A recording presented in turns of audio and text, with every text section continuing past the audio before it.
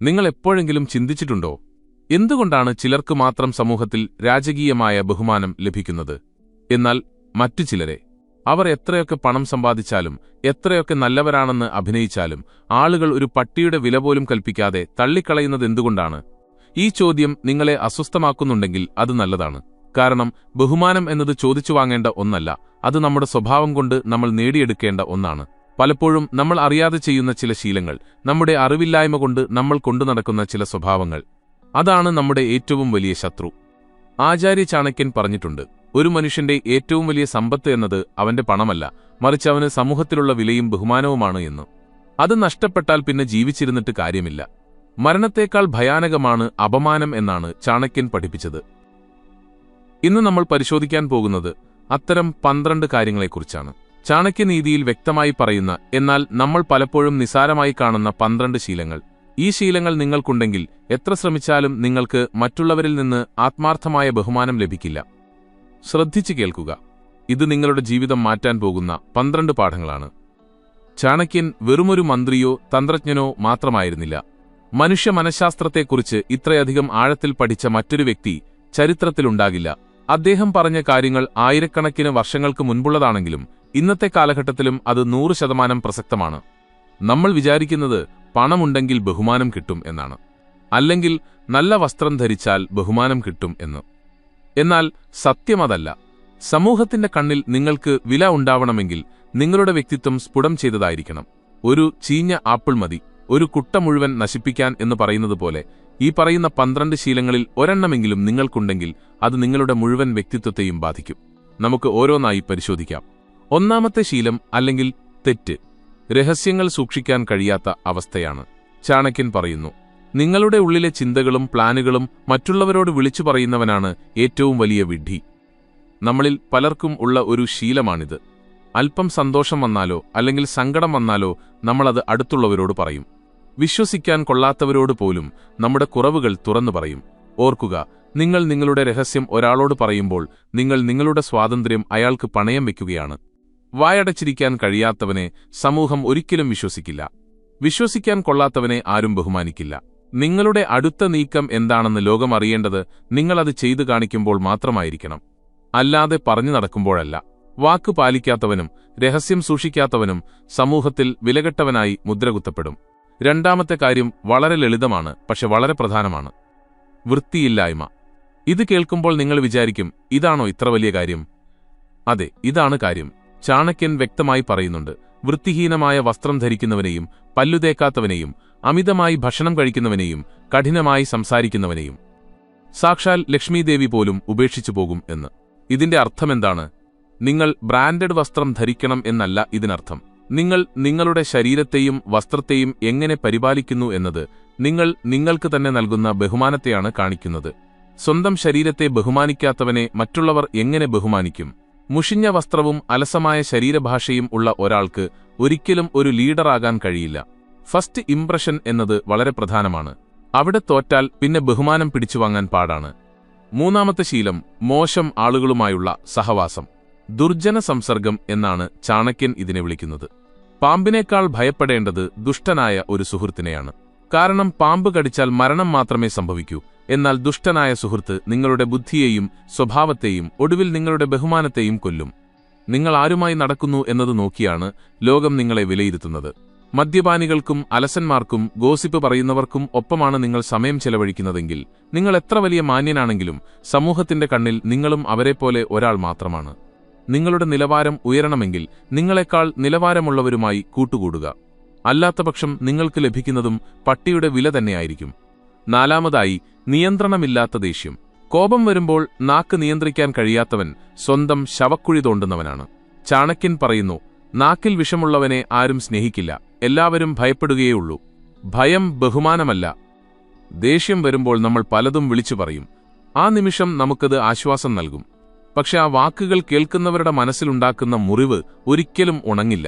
സ്ഥിരമായി ദേഷ്യപ്പെടുന്നവനെ ഇവൻ ഇങ്ങനെയേ ഉള്ളൂ എന്ന് പറഞ്ഞ് സമൂഹം മാറ്റി നിർത്തും. അവനുമായി സംസാരിക്കാൻ ആർക്കും താൽപ്പര്യമുണ്ടാകില്ല. ആളുകൾ നിങ്ങളെ ഒഴിവാക്കാൻ തുടങ്ങിയാൽ മനസ്സിലാക്കുക, നിങ്ങളുടെ വില ഇടിഞ്ഞുകഴിഞ്ഞുവെന്ന്. ശാന്തതയാണ് ശക്തി. ഏത് സാഹചര്യത്തിലും മനസ്സ് ശാന്തമായി സൂക്ഷിക്കാൻ കഴിയുന്നവനെയാണ് ലോകം ആദരിക്കുന്നത്. അഞ്ചാമത്തെ ശീലം അലസത. ഇത് ദരിദ്രലക്ഷ്മിയുടെ ലക്ഷണമാണ്. ചെയ്യാൻ ഉള്ള കാര്യങ്ങൾ നാളത്തേക്ക് മാറ്റിവെക്കുന്ന ശീലം. ഇന്ന് വേണ്ട നാളെയാവാം എന്ന് ചിന്തിക്കുന്നവർക്ക് ജീവിതത്തിൽ ഒരിക്കലും ഉയർച്ചയുണ്ടാവില്ല. ചാണക്യൻ ചോദിക്കുന്നു, ഉത്സാഹമില്ലാത്തവന് എവിടെയാണ് പണം? പണമില്ലാത്തവന് എവിടെയാണ് സുഹൃത്തുക്കൾ? സുഹൃത്തുക്കളില്ലാത്തവന് എവിടെയാണ് സുഖം? അലസനായ മനുഷ്യനെ ആർക്കും ആശ്രയിക്കാൻ കഴിയില്ല. സ്വന്തം ഉത്തരവാദിത്തങ്ങൾ ചെയ്യാതെ മടിപിടിച്ചിരിക്കുന്നവനെ വീട്ടുകാർ പോലും ബഹുമാനിക്കില്ല. കർമ്മനിരതനാവുക. നിങ്ങളുടെ പ്രവൃത്തിയാണ് നിങ്ങളുടെ ഒപ്പ്. അത് മാഞ്ഞു പോകാതെ നോക്കുക.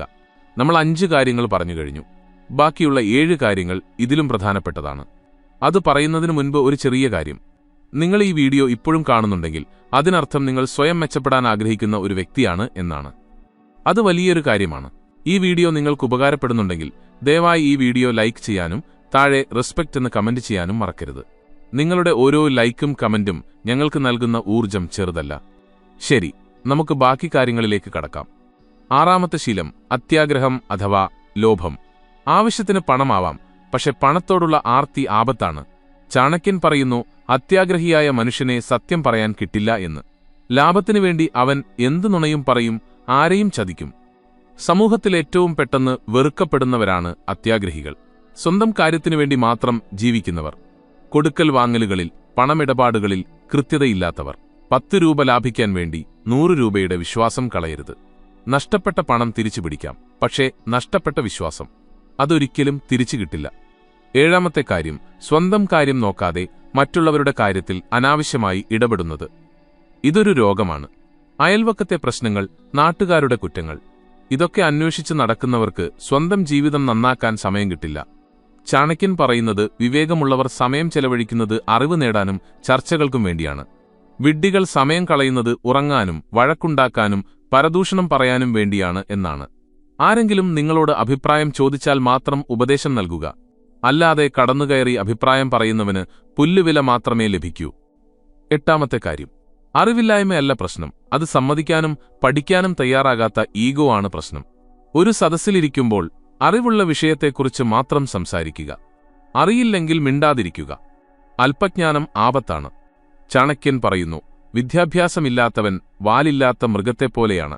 സൗന്ദര്യമോ യുവത്വമോ അല്ല, അറിവാണ് മനുഷ്യന് യഥാർത്ഥ ശോഭ നൽകുന്നത്. കാലത്തിനനുസരിച്ച് മാറാനും പുതിയ കാര്യങ്ങൾ പഠിക്കാനും തയ്യാറാകാത്തവനെ സമൂഹം പഴഞ്ചനായി കണ്ട് തള്ളിക്കളയും. 9ാമത്തെ കാര്യം വളരെ ഗൗരവമുള്ളതാണ്. സ്ത്രീവിഷയത്തിലുള്ള താൽപ്പര്യവും അധാർമികമായ ചിന്തകളും. ചാണക്യൻ ഇതിനെ വളരെ കർശനമായി എതിർക്കുന്നു. പരസ്ത്രീയെ അമ്മയെപ്പോലെ കാണാത്തവൻ, അന്യന്റെ ധനം മണ്ണാങ്കട്ട പോലെ കാണാത്തവൻ, അവന് കണ്ണുണ്ടായിട്ടും കാര്യമില്ല, അവൻ അന്ധനാണ്. സദാചാരബോധമില്ലാത്തവനെ, സ്ത്രീകളോട് ബഹുമാനമില്ലാത്തവനെ സമൂഹം വെറുപ്പോടെ മാത്രമേ കാണൂ. നിങ്ങളുടെ കഴിവുകൾ എന്തുതന്നെയായാലും സ്വഭാവത്തിൽ കലർപ്പുണ്ടെങ്കിൽ ഒരു നിമിഷം കൊണ്ട് നിങ്ങളുടെ ഇമേജ് തകർന്നു വീഴും. ബഹുമാനമെന്നത് ഒരു കണ്ണാടി പോലെയാണ്, ഒരിക്കൽ ഉടഞ്ഞാൽ പിന്നെ കൂട്ടിച്ചേർക്കാൻ കഴിയില്ല. 10ാമത്തെ ശീലം സാമ്പത്തിക അച്ചടക്കമില്ലായ്മ. അനാവശ്യമായി കടം വാങ്ങുക, വാങ്ങിയ പണം തിരിച്ചു കൊടുക്കാതിരിക്കുക. ചാണക്യൻ പറയുന്നു, കടം ശത്രുവിനെപ്പോലെയാണ്. അത് നിങ്ങളുടെ ഉറക്കം കെടുത്തും അഭിമാനം നശിപ്പിക്കും. കടം ചോദിച്ചു ചെല്ലുമ്പോൾ ഉണ്ടാകുന്ന ആ തലകുനിക്കലുണ്ടല്ലോ, അവിടെ തീരും നിങ്ങളുടെ പകുതി ബഹുമാനം. കൃത്യമായി പണം തിരിച്ചു കൊടുക്കാത്തവനെ കവലയിൽ വെച്ച് ആരും അപമാനിക്കും. വരവിനേക്കാൾ കൂടുതൽ ചെലവാക്കുന്നവൻ ഒടുവിൽ സ്വന്തം മാനം വിറ്റ് ജീവിക്കേണ്ടിവരും. സാമ്പത്തിക ഭദ്രതയാണ് ബഹുമാനത്തിന്റെ നട്ടെല്ല്. 11ാമത്തെ കാര്യം ഭയം. തോൽക്കുമോ എന്ന ഭയം, ആളുകൾ എന്തു പറയും എന്ന ഭയം.